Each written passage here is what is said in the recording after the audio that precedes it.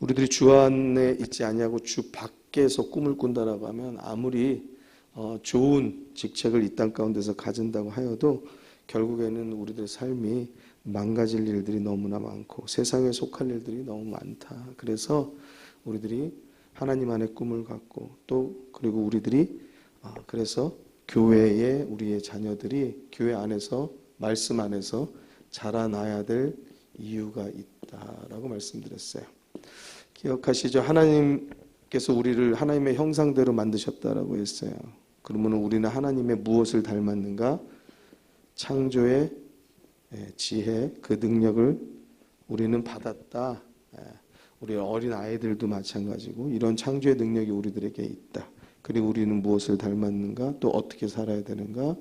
경건하여서 구별된 삶을 살아야 할 줄로 믿습니다. 그래서 경건하고 구별된 삶을 살아야지 우리들의 삶이 하나님께서 붙들어 주시는 그러한 하나님의 인도하시는 삶을 살게 되는 줄로 믿습니다. 그래서 여러분들께서 자녀들을 위해서 기도할 때 이 기도 제목을 잘 정하셔야 돼요. 기도 제목을 정하실 때 무조건 그냥 좋은 거 잘 되고 무조건 형통하고 그것이 기도의 제목이 되어서는 아무 의미가 없다. 잘 되면 뭐예요? 부자 되면 뭐예요? 아무리 3층 집 아니라 빌딩을 가지면 뭐예요? 하나님 없이 사는 삶은 그것은 악한 길을 향할 뿐이다. 그래서 아무 의미가 없다. 그러니까 우리 자녀들이 믿음 안에서 견고하게 자라나도록 할렐루야. 자녀들 공부하기 싫어하죠. 우리들도 마찬가지였고요. 공부를 싫어하는 이유가 뭘까요? 공부 싫어하는 이유, 공부하고 싶지 않은 이유, 학생들마다 다 가지고 있는데요. 한 가지예요, 한 가지. 공부를 해야 될 이유를 몰라요. 공부를 해야 될 이유가 없기 때문에 공부가 싫은 거예요. 그렇잖아요. 학생들마다 공부하기 좋아하는 학생들이 누가 있어요. 근데 공부해야 될 이유를 몰라요.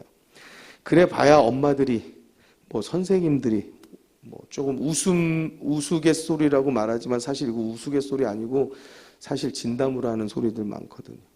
너 공부해야지 다스리는 사람이 되고, 공부해야지 위에 있는 사람이 되고, 공부해야지 네 와이프가 바뀌고, 네 남편이 바뀌고, 네 신분이 바뀌고, 이렇게 이야기하게 돼요. 그렇게 되어지면은요, 공부해야 될 이유가 된다라고 여러분들 우리는 생각하고 그렇게 말하지만 사실 그들에게는 아무런 공부할 이유가 되지 않아요. 그래? 내 와이프가 바뀌어? 그렇다고 해서 절절하게 우리 마음 가운데 공부해야 될 이유를 찾지 않는다고요. 우리 자녀들이요. 그래? 우리가 다스리는 자가 돼. 나 안 다스려도 돼. 나 와이프가 안 바뀌어도 돼. 나 남편이 안 바뀌어도 돼. 이런 것에 대해서 크게 이렇게 요동하는 마음이 없어요. 여기에 크게 요동하는 마음을 가진 친구들도 있죠. 그 친구들 누구냐면은 욕심이 많은 친구들이에요. 그냥 다른 거 없고 욕심이 많은 친구들은 왜 친구들 사이에서도 자기가 골목대장 하고 싶어하는 친구들 있잖아요. 자기가 친구들을 끌고 다니고 싶어하는 친구들.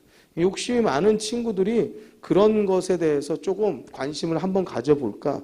사실은 일반적인 그 외에 다른 애들은 아무리 그렇게 말해도요, 공부해야 될 이유를 여러분들이 말한 그 제목에서 찾지를 못해요. 그렇기 때문에 계속 공부할 이유가 없는 거예요. 여러분, 교회 나와서요, 하나님의 말씀 가운데 살면은요, 우리들의 삶은요, 이 백성은 내가 나를 위하여 지었나니 나의 찬송을 부르게 하려 함이라. 하나님께서 우리들을 지으신 목적이 나와요. 그리고 말씀을 볼 때마다요, 우리가 어떤 삶을 추구하고 살아야 되는가, 그 삶의 이유가 나와요. 이것이 성경이 우리들에게 계속적으로 주는 답이에요.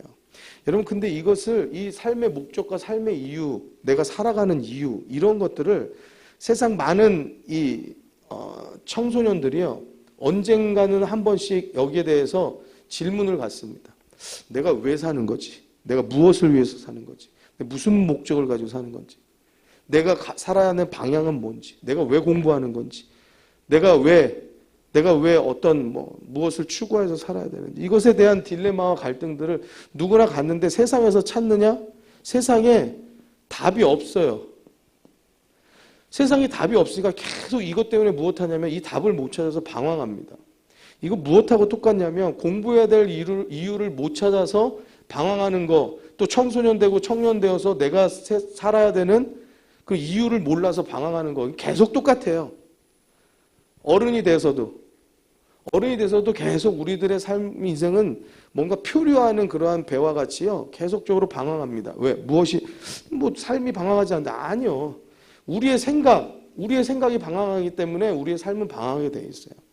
왜 생각이 방황하느냐? 나 방황한 적 없는데 우리들의 생각에 목적이 없고 우리들이 살아가는 과정에 어떤 거기에 이유가 없는 거예요. 그러니까 그냥 오늘 하루 때우고 사는 거예요. 그러니까 오늘 밥 먹고서는 하는 말도 오늘 이렇게 점심 때웠다. 우리 인생이 그냥 때우는 삶이에요. 그냥. 생각이 방황하니까. 삶의 이유가 정확하게 없어요. 그러면 그냥 사는 것 같아도 잘 사는 것 같아도 방황하고 사는 거예요. 여러분, 우리들의 삶의 목적과 삶의 이유를 분명하게 말해주는 곳이 있어요. 정확하게 말해주는 곳이 있어요. 교회, 하나님의 말씀이에요. 할렐루야. 하나님의 말씀이 우리들에게 그것을 날마다 깨닫게 하는 줄로 믿습니다. 그리고 이 하나님의 말씀을 깨닫게 해주는 곳은 바로 교회예요. 교회 외에 없어요.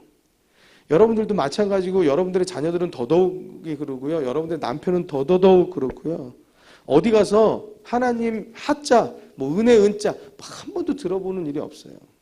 월화수목금토 그 이야기를 듣고 살아갈 일이 하나도 없어요. 오직 주일에 예배 와서 여기서 한번 하나님의 말씀 듣는 거예요. 근데 이거 빠진다? 7일에 한 번인데 이거 한 번 빠지면 14일 만에 듣는 거예요. 이것도 빠진다? 빠질 이유는 어마어마하게 많아요. 예배 빠질 이유는 21일 만에. 2번 빠지니까 여기서는 나가기가 서먹해져. 너 왜 안 가? 그래도 그냥 오늘 안 가고 싶어요. 서먹해. 또 빠져. 한 달 되는 거야, 한 달. 한 달 교회 안 나가면은요, 우리의 생각은요, 저 멀리, 말씀하고 멀리, 교회하고 멀리 떨어지게 돼요. 그러면 우리들의 인생은요, 방황이에요, 방황. 아이들만 얘기하는 게 아니에요. 성도들, 어른들, 장년들, 우리들의 삶에도요, 방황하는 사람들이 참 많이 있어요. 성도들의 삶에도요. 여러분, 방황하는 모든 삶을 끝내고 하나님 앞에 하나님의 말씀에 뿌리를 깊게 내려서 견고하고 든든하고 흔들리지 않는 믿음 갖게 되기를 주의 이름으로 축원합니다. 축원합니다. 여러분들이 흔들리지 않는 모습을 보여줄 때마다 자녀들은 힘을 얻는 거예요. 같이 한번 따라 주시겠습니다. 내가 흔들리지 않으면 자녀들은 힘을 얻는다. 욕하면서 담는다는 말이 있어요. 여러분들 아무리 우리 아버지 술 먹는 거 막 너무 싫어가지고 그냥 도대체 그렇게 욕하면서 그 아들이 술 더 먹어. 그 욕하면서 술 배운다고 그러잖아요. 여러분들 예배 나간다고 무슨 엄마는 맨날 교회 얘기한다고 교회 가자고 한다고 맨날 엄마는 말씀 또는 예수님 하나님 그렇게 자녀들이 한다고 해서 그거 고민할 거 없어요. 애들이 욕해도 괜찮아요. 누가 욕해도 괜찮아요. 뭐 한다고요? 욕하면서 담는다잖아요. 무엇이라도 나쁜 것 욕하면서 담는 거는 걱정이지만 내가 틀린 것 없고 내가 하나님을 향한 믿음 진실하게 가지고 있어서 그것 때문에 욕먹는다? 그래, 너 욕하면서라도 닮아라. 하나님, 욕하면서라도 담는 은혜를 주옵소서. 할렐루야. 그런 은혜를 구하면 하나님께서 우리들에게 그 은혜의 역사를 주실 줄로 믿습니다. 그래서 우리들이 기도 제목을 잘 설정하셔야 돼요. 잘 설정하시고 우리 자녀들이 어떤 삶을 살아야 되는가, 우리들이 추구해야 될 제일 첫 번째가 무엇인가, 우리들이 추구해야 될 그 첫 번째가 무너져 내리면은 모든 것은 다 무너져 내리는 거예요. 왜? 기초잖아요, 기초. 무엇이에요? 지난주 주일 말씀에 건물을 지어요. 집을 지어요. 근데 이 밑에 무엇이 중요해요? 반석 위에 짓느냐, 모래 위에 짓느냐, 그것만 했어요. 모래 위에 지으면 비 나고 태풍이 불고 무너져 버린다는 거예요. 뭐하러 졌냐고요. 재산적 손실도 많지만 사람도 위험해요. 생명도 위험해요. 반석 위에 지으면 어떠한 일에도 흔들리지 않는다는 거예요.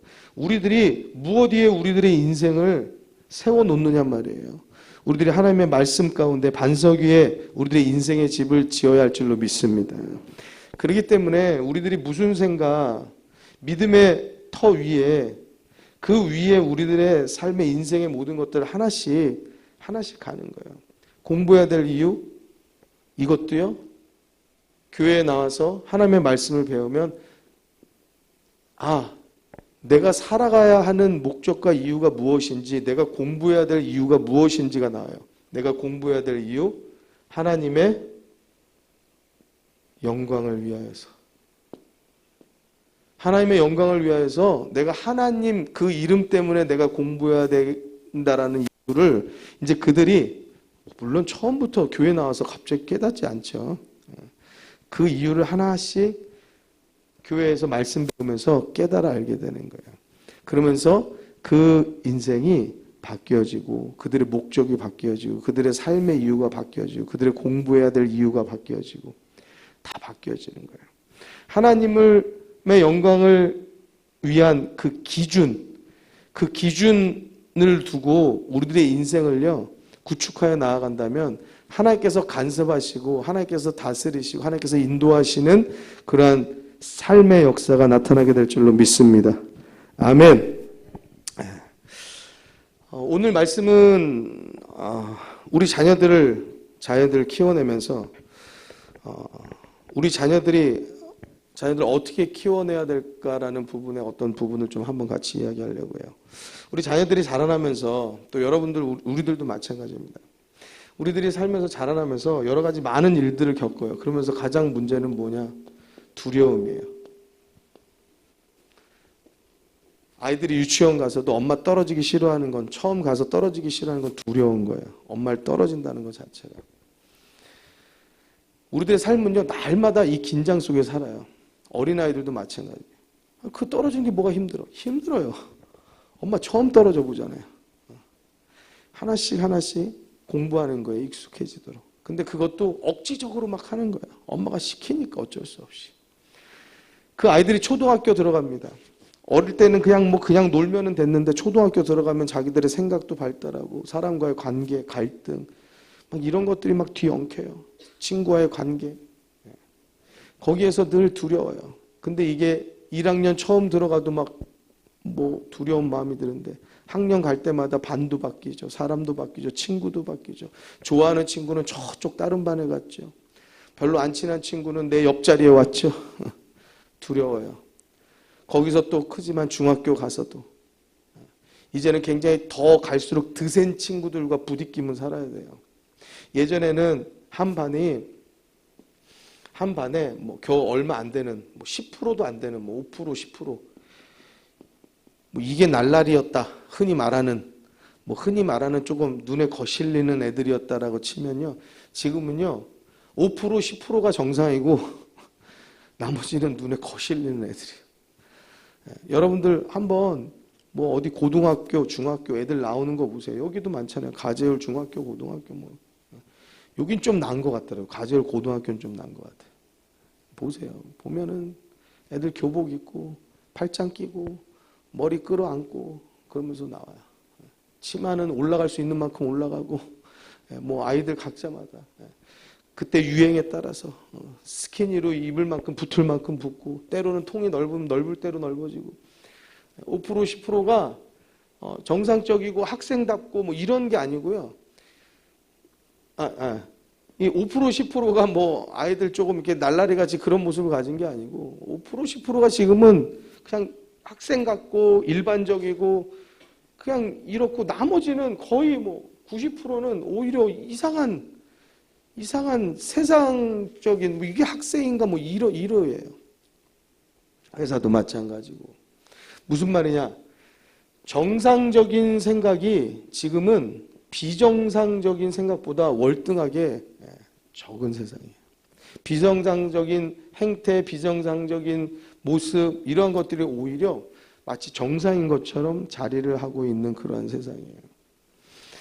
이러한 세상 속에서 아이들은 늘 두려울 수밖에 없어요. 어찌 보면 5% 10%의 아이들이 학생이면 학생다운 모습으로, 또 뭐 회사원이면 정상적인 회사원, 뭐 일반적인 회사원의 모습으로 살아가는 게 아니고 나머지 90%가 굉장히 이상한 모습으로 살아가는 이유는 뭐냐? 두려워서 그래요. 아이들이 날라리가 되는 이유는 친구를 얻기 위해서, 그 무리 속에서 내가 살아남기 위해서, 또는 여기서 내가 배척당하면 내가 뭔가 왕따가 돼버릴 수밖에 없다라는 그런 두려움들. 그런 것에서 그들의 길을 결정하는 거예요. 지금 이 길을 갈 것인가? 이 길을 갈 것인가? 그러면서 많은 사람들이 여기를 결정하는 거예요. 비정상적인. 그러나 그쪽이 뭐가 있어 보여서 가요? 힘이 있어 보이거든요. 그러니까 그쪽으로 가는 거예요.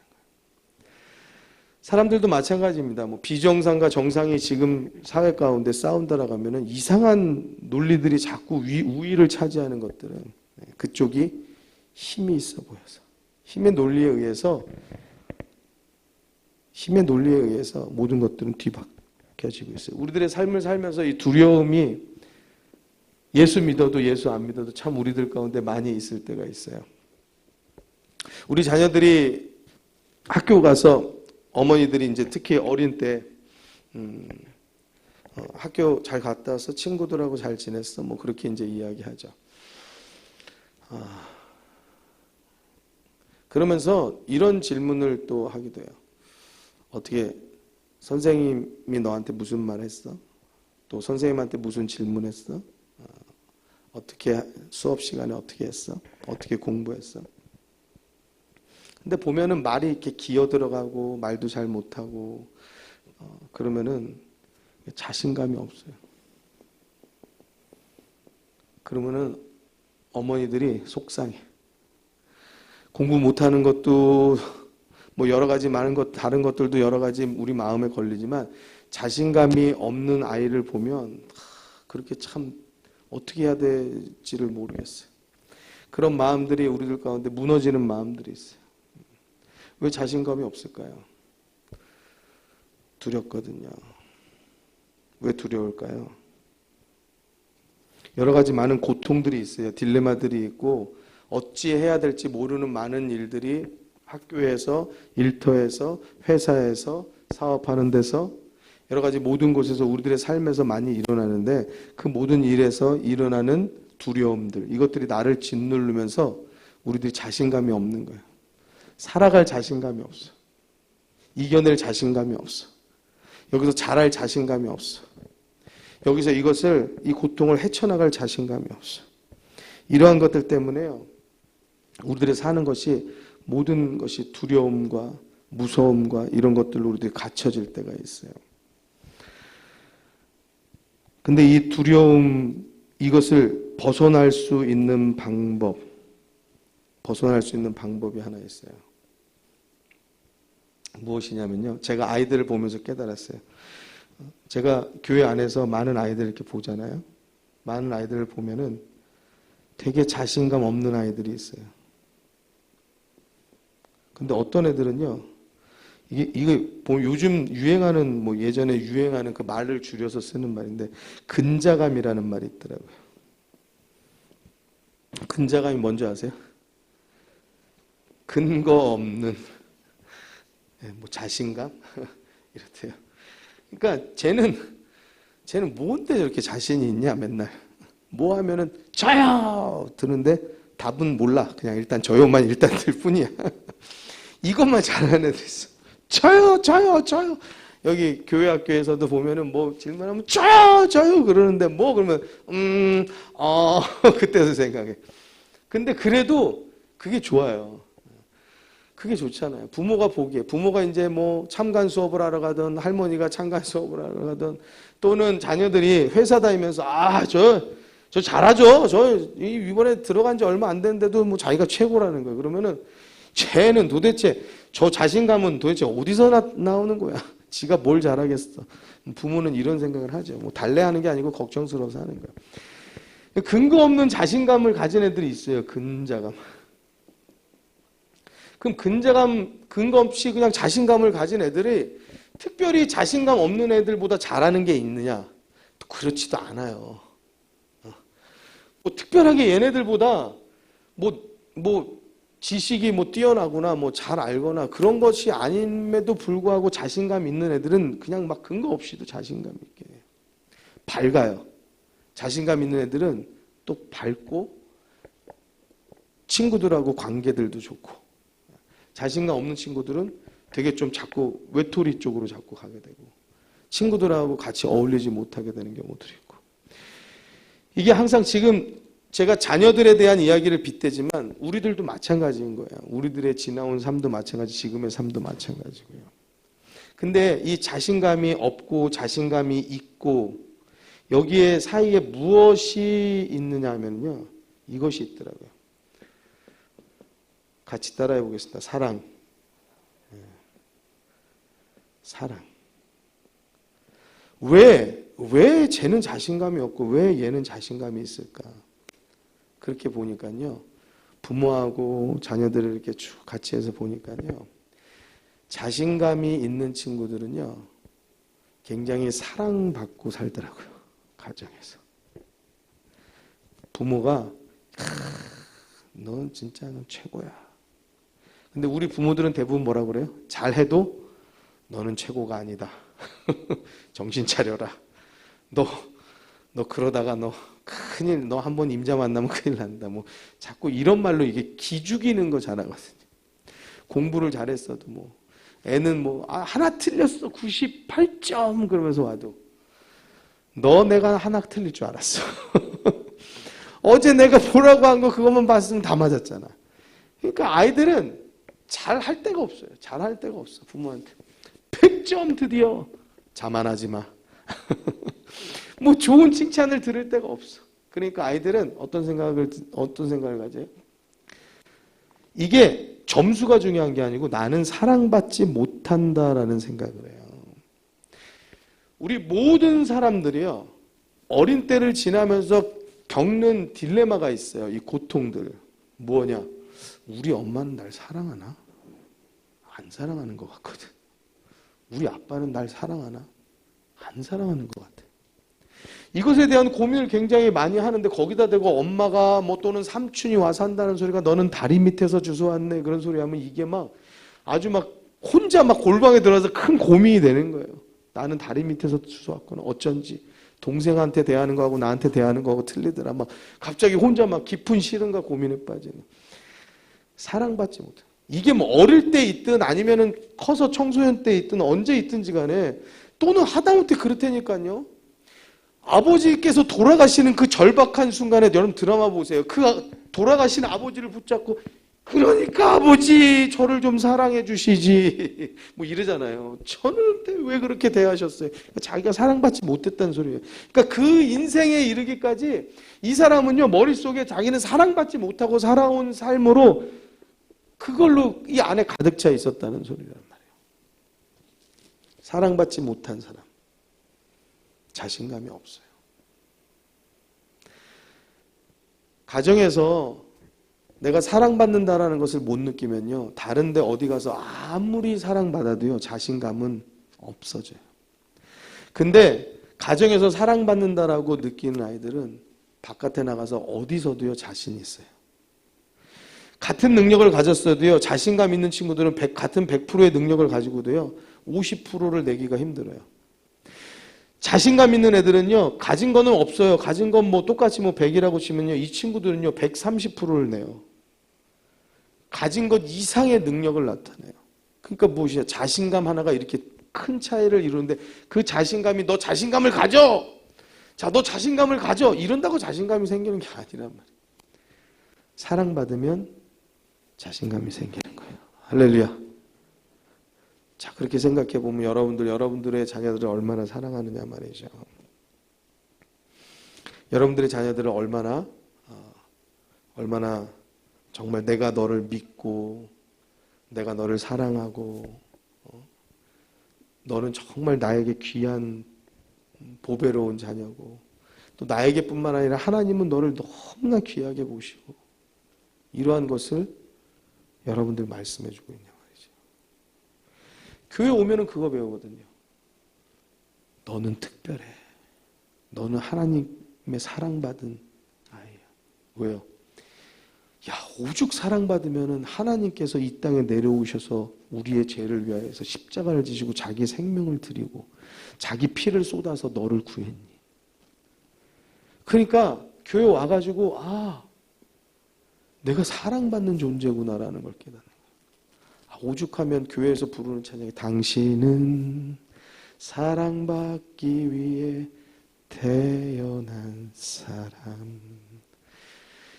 그만큼 세상 사람들은 내가 사랑받기 위해서 사랑받고 있다라는 사실 자체를 몰라요. 세상에서요, 세상 방송에서요, 이 교회 관련된 음악들 이런 거 잘 안 나와요. 뭐 교회 관련된 뭐 이야기 하려고 해도 그거 벌써 다 잘리고 막아요. 근데 가끔 한 번씩 나오는 노래가 하나 있는데 당신은 사랑받기 위해 태어난 사람은 한 번씩 나와요. 네, 한 번씩 나와요. 그 말은 무슨 말이냐면 세상도 이것에 대해서 갈급하다는 거예요. 갈급하다. 이게 별거 아닌데 모르고 살아간다는 거예요. 가장 중요한 건 우리 자녀들이 잘 되기를 바라고 잘 되기를 기도하는데도 불구하고 우리 자녀들 막 그냥 그 길을 그냥 못 죽여가지고 안달된 부모라도 되는 것 마냥 그렇게 아이들 잘 되라고 한다라는 그러한 명분 속에서 그렇게 아이들을 길을 죽이고 나는 사랑받지 못한다라는 느낌의 삶을 살아가게 하면 아이들은요, 왜 자신감이 없냐? 늘 두려운 거예요.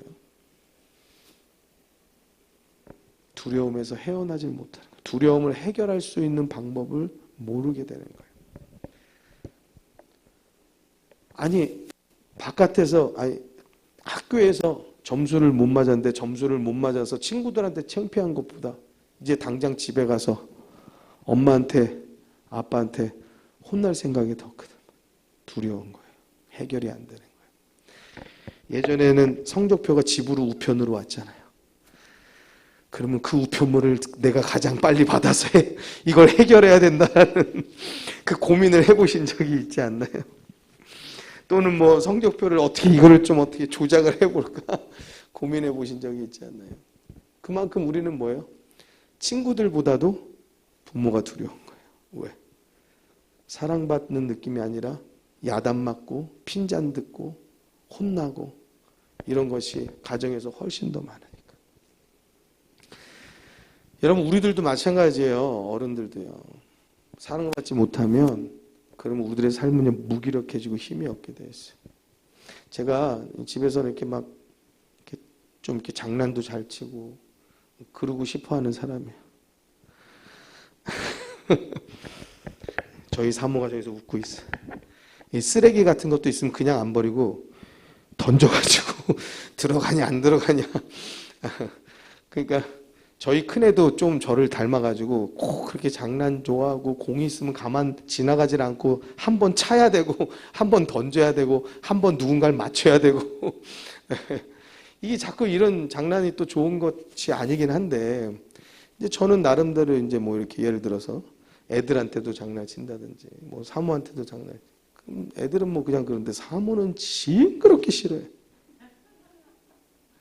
막 그냥 막 싫다 정말 막 와 그러면은 내가 뭘 그렇게 잘못했나. 그래서 난 장난 싫어한단 말이야. 그래요. 알았어. 그거 뭐 그렇게. 근데 어느 날 제가 그 이유를 알았어요.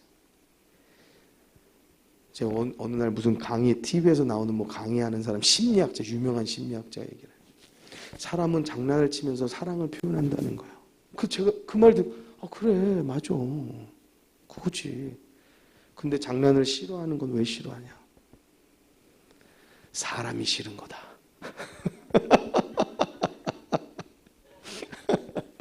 그 심리학자가 그렇게 말해준다. 아, 그렇구나. 장난이 싫은 게 아니라 내가 싫은 거였구나. 예. 자, 이렇게 드리는 말씀을 이렇게 한번 웃으라고 드리는 말씀이에요. 또 어떡하나. 목사님, 사모님, 목사님을 싫어하는구나. 이 심각하게 고민하지 마세요. 제가 드리는 말씀은 이렇게 한번 웃으시라고 드리는 말씀이에요. 근데 그렇잖아요. 가만 생각해보니까 그 말이 틀린 말이 아니에요. 여러분 보세요. 사랑하는 사람이 장난을 치던 뭘 하던 그건 다 좋은 거예요. 그냥 뭘 해도 그냥 까르르 그냥 좋다는 거야. 뭐 사랑하면은 뭐 다 좋아.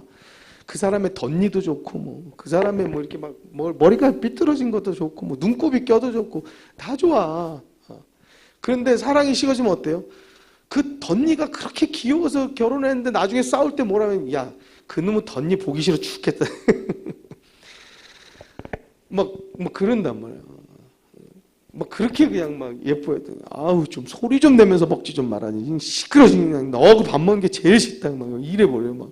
아니 그렇게 연애할 때 나하고 밥 먹는 게 그렇게 좋다고 그러고 막 자기 때문에 난 살쪘어 막 이러더니만 세상에 사랑이 식어지면 자신감이 떨어져. 두려워져요. 어쩐지 내가 요즘에 좀 두려운 게 많아지더라고.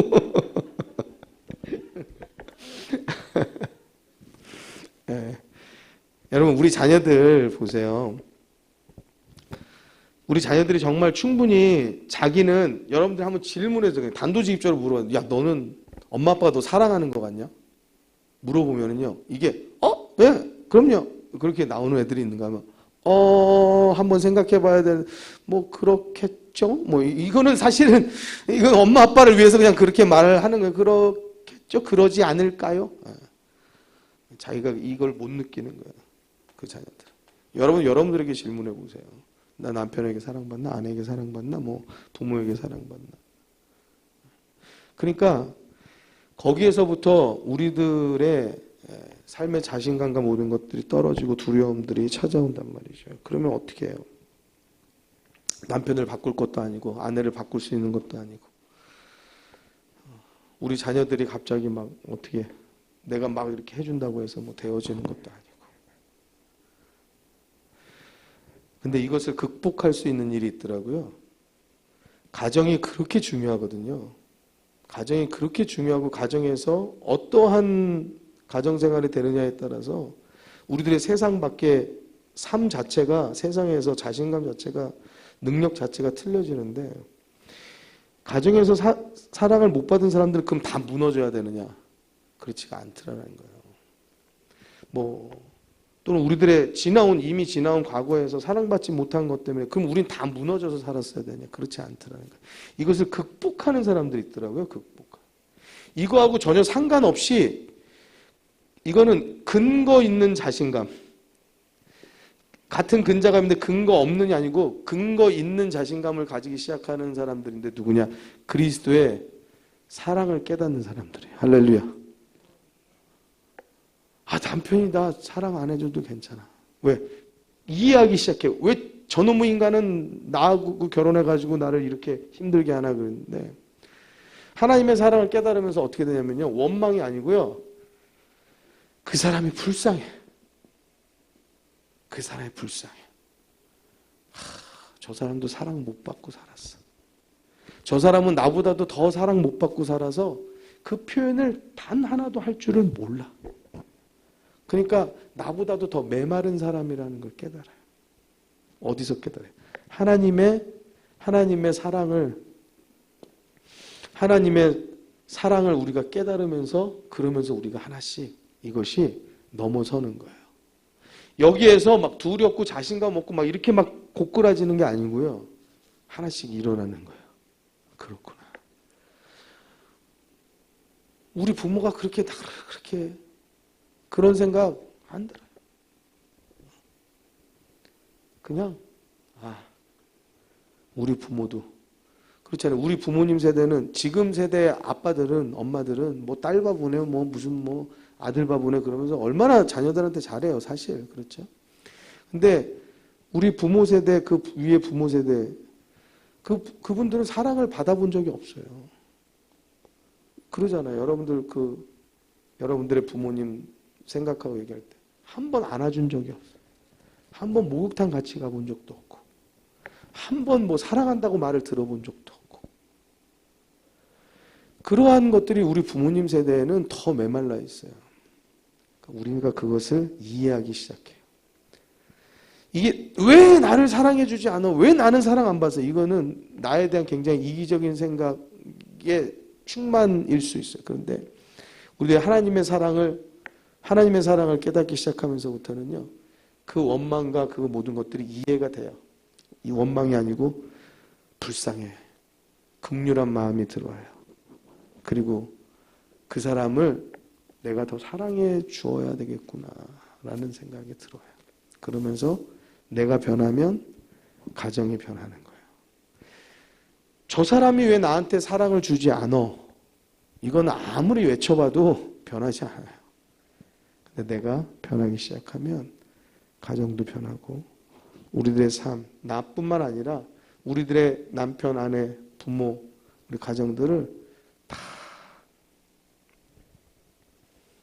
자신감 있는 삶으로 또 사랑받는 그런 삶으로 바뀌어 주게 할 수 있는 줄로 믿습니다.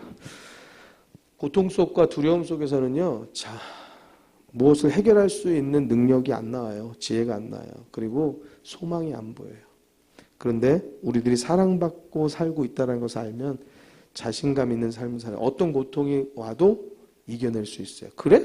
한번 부딪혀 보지 뭐. 이런 마음이 우리들 가운데 들어온다는 사실이에요. 여러분들 인생에서 고통을 빼놓을 수 있느냐? 없어요. 아니 내 인생에 왜 이런 고통이 왔느냐? 여태까지 난 이런 거 처음 당한 게 다행이에요. 세상 사람들은요, 내 인생 40대에 왜 이런 게 도대체 갑자기 왔냐? 다른 분들은 20대 때부터 고통 받고 살아왔어요.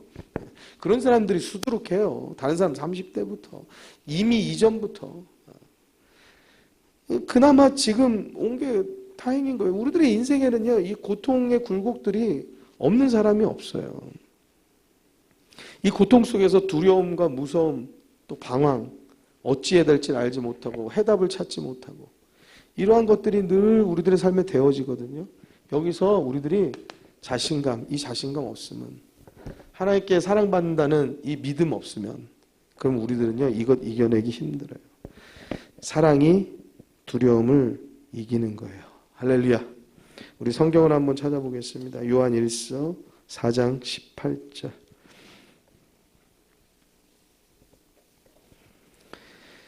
요한일서 4장 18절입니다. 오늘 말씀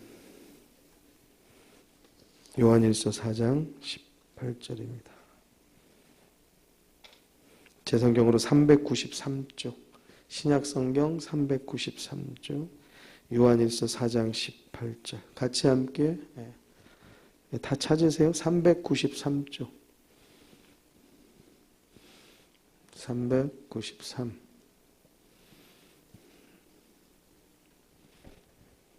요한일서 4장 18절. 앞에서 왜 그렇게 사랑을 외쳤나? 왜 사랑이 없으면 자신감이 없고 두려움 속에 허덕일 수밖에 없는가? 성경이 우리들에게 말해주고 있어요. 자, 요한일서 4장 18절입니다. 같이 읽겠습니다. 시작. 사랑 안에 두려움이 없고 온전한 사랑이 두려움을 내어 쫓나니 두려움에는 형벌이 있음이라. 두려워하는 자는 사랑 안에서 온전히 이루지 못하였느니라. 아멘. 사랑 안에 두려움이 없다는 거예요. 아이들이 어떠한 고통을 당하든, 우리 가정에 어떠한 고통이 오든, 그래도 끄떡없이 이거 이길 수 있는 마음 갖는 건 우린 사랑한다. 이러한 한 마음 가지고 있으면 그 어떠한 것이 있고 집 밖으로 우리들이 나가 앉든 아무 상관없는 거예요. 이길 수 있어요. 두려운 것 없어요. 온전한 사랑이 있으면 두려움을 내어 쫓는다는 거예요. 왜냐? 두려움에는 형벌이 있기 때문에 그렇다라고 말씀하고 있어요. 여러분, 하나님이 우리를 사랑하신다라는 것은요, 우리들에게 있는 죄에 대한 두려움들, 이러한 모든 것들에서 이 하나님의 사랑을 바라보면 다 해방되어지고 자유하게 되어질 수 있는 거예요. 할렐루야. 그렇잖아요. 우리는 하나님의 사랑을 알기 전에는 두려움을 안고 살아갔어요. 왜? 우리 자신을 잘 아니까. 죄 속에 살고 악하고 죄악된 것을 즐거워하는 우리들의 모습을 잘 아니까. 그래서 우리들이 예수를 알던 예수를 모르든지 간에 이것이 뭔가 우리들에게 어떠한 좋지 않은 결말을 줄 것 같다라는 예감을 누구나 다 하기 때문에. 그래서 장례식장 가면은요, 예수 안 믿고 예수를 안 믿던 예수를 믿던 다들 좋은 곳에 가셨으면, 좋은데 그쪽 나쁜 데 가시지 않았겠지, 뭐 이런 소망을 담는 거예요. 우리들이 예수 알지 못할 때는요, 이 막연한 이 두려움 속에서 우리들이 살았지만 하나님의 사랑을 깨닫게 될 때는요, 그리스도의 십자가의 사랑, 그 하나님의 은혜로 인하여서 우리는 죄를 해결받았다는 그러한 자신감이 들어오고, 여기서 두려움에서 우리들이 자유함을 얻을 수 있는 거예요. 여러분, 하나님의 사랑이 우리를 두려움에서 해방시켜요. 할렐루야. 이 사랑을 우리들이 근본적으로 가지고 있을 때 우리들의 인생에서요, 두려움을 이길 수 있는 근본적인 힘이 되어지는 거예요. 이러한 힘을 여러분들이, 또 여러분들의 자녀들이 다 갖게 되길 주의 이름으로 축원합니다. 가정에서 좀 사랑 못 받고 우리가 자랐을 수도 있어요. 괜찮아요. 걱정할 거 없어요. 또 편애를 받을 수도 있어요. 괜찮아요. 걱정할 것 없어요. 왜? 하나님이 우리를 사랑하시니까. 믿으십니까? 네. 우리의 인생이 고통스러울 수 있어요. 괜찮아요. 이길 수 있어요. 왜? 하나님이 우리를 사랑하시니까. 가만두고 보지 않으신단 말이에요. 여러분, 하나님을 사랑하십니까? 하나님을 사랑하시면 크게 아멘 할까요? 네. 그럼 하나님도 우리를 사랑할까요? 내가 하나님 사랑하는 거야, 내 자유지만 하나님도 과연 날 사랑하실까요? 여러분, 우리들은 이게 흔들릴 때가 있어요. 내가 뭔가 일이 잘 안 되고 뭔가 문제를 당하고 고통을 당하면 하나님 나를 사랑하시는 거 맞을까? 이런 의심들이 막 우리들 가운데 들어오거든요. 아니라는 거예요. 하나님은 우리를 먼저 사랑하셨어요. 할렐루야. 이 정의가 흔들려지면 우리들의 사랑의 어떠한 신뢰가 깨지는 거죠. 자, 19절 말씀. 19절 말씀 같이 읽도록 합니다. 19절. 아까 18절 읽었고 19절 읽을게요. 시작. 할렐루야. 여러분, 하나님 사랑하세요? 우리가 하나님을 사랑한다고 고백하는 데는요, 하나님이 우리를 먼저 사랑하신 전제가 있기 때문에 우리가 그 고백이 되어진다는 거예요. 할렐루야. 그러니까 우리가 하나님 사랑한다는 것을 믿고 아멘한다라고 하면은 이미 하나님의 사랑을 우리들이 알고 있는 거예요. 하나님은 우리를 이미 사랑하셨어요. 먼저 사랑하셨어요. 할렐루야. 그러니까 이 사랑에 대해서는 의심할 이유가 하나도 없는 거예요. 의심할 필요가 하나도 없는 거예요. 이 사랑을 우리 자녀들이 가지고 살아가면요, 뭐 때로 사랑을 못 받았던, 때로 뭐 학교에서 선생님의 사랑을 못 받았던, 회사에서 상사의 사랑을 못 받았던, 상관없다고요. 또 가정에서 좀 아픔이 있었던, 또 불우한 자기 인생에 어려운 굴곡이 있었던, 상관없다는 거예요. 그 모든 것들을 다 이겨낼 수 있고, 그 어떠한 일에서도 두려움에서도 자유할 수 있고, 그 두려움을 모두 다 온전한 사랑으로 내어 쫓을 수 있는 줄로 믿습니다. 그리고 또 우리들이 기도하는 만큼, 기도하는 사람인 만큼 교회에서뿐만 아니라 우리들의 가정에서 여러분들의 자녀손들에게 사랑한다. 내가 사랑할 뿐만 아니라 하나님이 너를 사랑한다. 할렐루야. 그러한 믿음을 우리들이 늘 줄 수 있으시기 바라요. 그때 우리 자녀들이 자신감을 회복해요. 사랑이 회복되면 자신감이 회복돼요. 그러면 어떤 두려움과 고통에서도 이길 수 있는 힘을 갖게 되는 줄로 믿습니다. 우리가 찬양한 여러분들 나눠드린 인생을 뒷면에 있는 찬양의 가사가 그래요. 주님과 같이 내 마음을 만지는 분은 없습니다. 오랜 세월을 찾아서 알았대요. 무슨 말이에요? 방황했다는 거예요. 나를 사랑해주는 사람이, 과연 내 마음을 알아주는 사람이 있을까? 오랜 세월을 찾아서 방황했는데 몰랐다는 거예요. 근데 알았어요. 이제 내게 주님이 있다는 거예요. 주님의 자비가 내 안에 강같이 흐르고 있고 또 주님의 손길이 나를 치료한다는 것, 그거 알았다는 거예요. 고통받는 거, 나 혼자 이 고통을 짊어지고 사는 줄 알았는데 깨달았어요. 고통받는 자녀를 품으시더라는 거예요. 주님, 그 주님의 사랑이 내 삶에 넘쳐나면 우린 살아갈 이유가 충분히 있어요. 그 어떠한 일에도 우리도 힘을 얻게 되는 줄로 믿습니다. 하나님께서 여러분들을 사랑하시는 것을 믿으시기 바랍니다. 고통이 있고 어려움이 있지만 하나님께서는 여러분들의 고통을 다 알고 계세요. 여러분들의 외로움도 고독도 다 알고 계세요. 여러분들의 누구에게도 말할 수 없는 그런 어려움들이 있을 수 있어요. 그러한 것도 하나님 다 알고 계세요. 가장 고통이 뭐냐?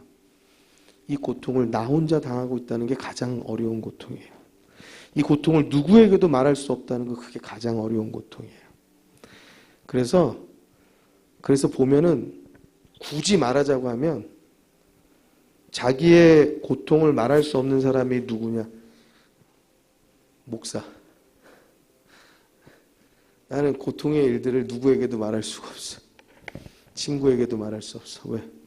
야, 예수 믿는 저 목사라는 사람이 저렇게 고통스러워하면은 그 예수 믿을 게 아니겠구나. 친구한테도 말할 수가 없어. 성도에게 말할 수 없어. 뭐 목사하고도 뭐 얘기하게. 그래서 목사는 고통받는 걸, 고통의 일들이 있으면 누구에게 말할 수가 없는 존재더라고요. 그런데 그 목사가 스트레스를 사모에게 푼다. 목사보다 더 힘든 사람이 사모예요. 사모는 진짜 어디 가서 말할 수가 없어. 그래서 사모님들의 삶은 참 어렵고 힘든 것 같아요. 보니까. 여러분, 우리들의 삶에서 고통스러운 건 내가 이길 수 있느냐 이길 수 없느냐의 문제는 크지 않아요. 왜? 지나가게 돼 있어요. 그리고 이길 수 있게 돼 있어요. 언젠가 이거 해결되게 돼 있어요. 근데 가장 큰 고통은 뭐냐면 이 고통을 나는 누구하고도 말할 수 없구나. 이게 가장 참 어려운 고통이에요. 그런데 하나님은 아시는 줄 믿으시기 바랍니다. 같이 한번 따라하시겠습니다. 하나님은 아십니다. 여러분들의 마음을 아세요. 우리 자녀들도 마찬가지예요. 우리 엄마는 내 슬픈 마음을 알아. 우리 엄마는 내 고통스러운 마음을 알아. 그러면 그 자녀들은요, 그거 다 이겨낼 수 있어요. 근데 우리 엄마는, 우리 아빠는 나의 슬픔을 몰라. 이러면 그때는 절망인 거예요. 무너지는 거예요.